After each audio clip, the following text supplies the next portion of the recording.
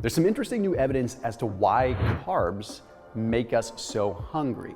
Before, we used to just think it was the blood sugar thing, but there's actually an interesting effect on the brain. So let's go ahead and break it down. Hey, after this video, check out today's video sponsor. I'm very grateful for Thrive Market. Okay, they are an online membership-based grocery store. So whether you're eating carbs, whether you're paleo, whether you're low carb, whether you're vegan, whether, I don't care, they have something for you. They're allow you to log on, then you go ahead and you select whatever kind of diet type. Basically, it's an all-in-one place for you to get your pantry staples, and now they even have sustainable meat, sustainable seafood. They really have everything, then it's delivered to your doorstep. So they've been a big sponsor on this channel for a number of years, and they continue to be awesome in supporting our content. And now they're giving back to our subscribers by making it awesome by giving you 25% off your first order, as well as a free gift when you utilize that link down below. So check out Thrive Market, and a big thank you to them for the continued support. Okay, so first off, there was a study that was published in the journal Obesity. It's a randomized control trial, and it took a look at 26 men in this case, and it had them either have a simple carbohydrate breakfast or a complex carbohydrate breakfast, and then it gave them what is called a POMS score, or a test, okay? And what this was, is it was to take a look at, okay, how they feel, their mood. Okay, the simple carbohydrate group had significantly higher ratings of anger and also fatigue.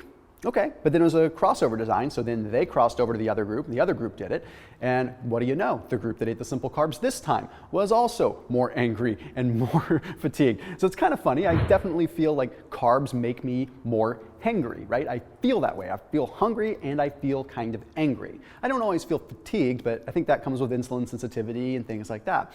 But that's not the new study, okay? That's interesting stuff, but that's not actually mechanistic, right? That doesn't tell us what's going on. So one could argue, oh, it's the blood sugar situation. I've talked about this in other videos.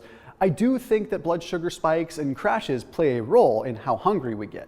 100% they have a part, right? Because that's the first instinct that our body's going to have. We have an increase in glucose and then it drops. Well, of course, the body is going to say, uh-oh, like red alert, like glucose is falling, eat more glucose. So yes, you crave more. But now there's some interesting evidence that demonstrates that certain regions of the brain are getting illuminated. So this study was published in the American Journal of Clinical Nutrition. Now this is a really wicked cool study in terms of the design, because it's a randomized blind crossover design trial. Okay, so in this case, same kind of thing where it's crossover. One group would do one thing and they'd go through it, and then afterwards they'd switch and participate in the other group, right? So it was very randomized and crossover. But it was also blind, so they took placebo out of the equation. Okay, well, what did they find? In this case, it was, again, simple or complex carbohydrates. They found that having a higher glucose spike with simple carbohydrates, A, made them more hungry, okay, but B, it activated regions of the brain, like the right region of the nucleus accumbens, okay, but also the striatus region and also the olfactory regions. What does that mean? Okay, I know you're not a neurosurgeon, but what that means is that we were activating a portion of the brain that is related to reward, okay? Now, we know one thing already. Food, in most people, triggers some kind of a dopamine response. That's a separate situation. This is not the same thing, okay? A dopamine response to food isn't necessarily dependent on the type of food, okay? So I want to get that out of the equation, right? Someone that has binge eating issues or someone that just likes food and wants to just keep going back for more because they're getting a dopamine hit off of it, that's more about eating out of boredom, okay? You're trying to stimulate yourself, and that could be a dopamine issue, and that can cross over. And what I mean by that is, if you are addicted to your phone, or you are addicted to something, and you just keep going back to it, and all of a sudden, like, that's out of the equation, you're going to go to another void fill, and more often than not, it's food, right? You're at work, you're busy, you're stimulated throughout the course of the day, and then you go home and the stimulation stops, so you stimulate yourself by eating, because you're filling that void with dopamine. But that's not the same thing as what I'm talking about, okay? This isn't old science, this is pretty cool stuff.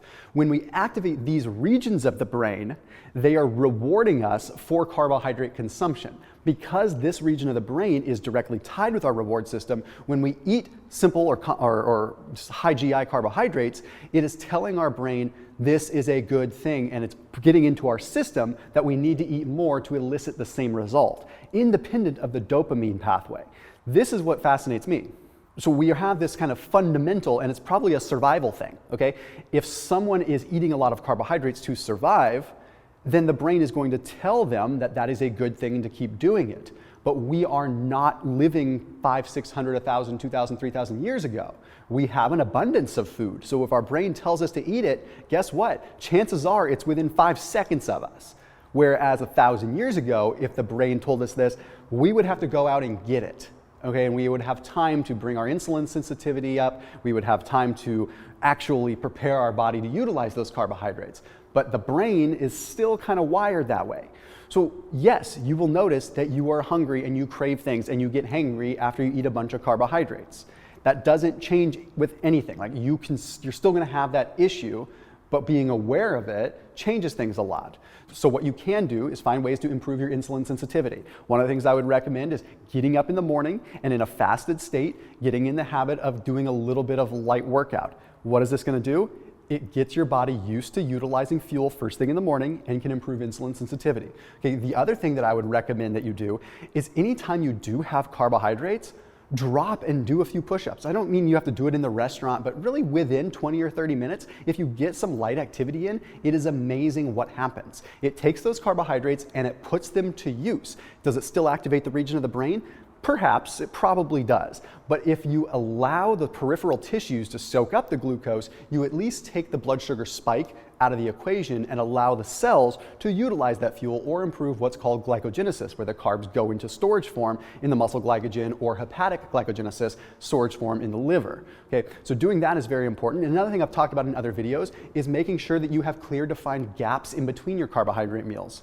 If you're going to snack on something, you should snack on low carbohydrate snacks so that you're not having a big insulin spike. You should also probably snack on relatively low protein things. Why? Because protein can still trigger an insulin spike, and in between your meals, that can still contribute to potential insulin sensitivity issues. So if you're really concerned with it, snacking on maybe some macadamia nuts or some pili nuts or maybe some pork rinds or maybe some asparagus or something like that in between a meal makes a lot more sense. As always, keep it locked in here on my channel, and I'll see you tomorrow.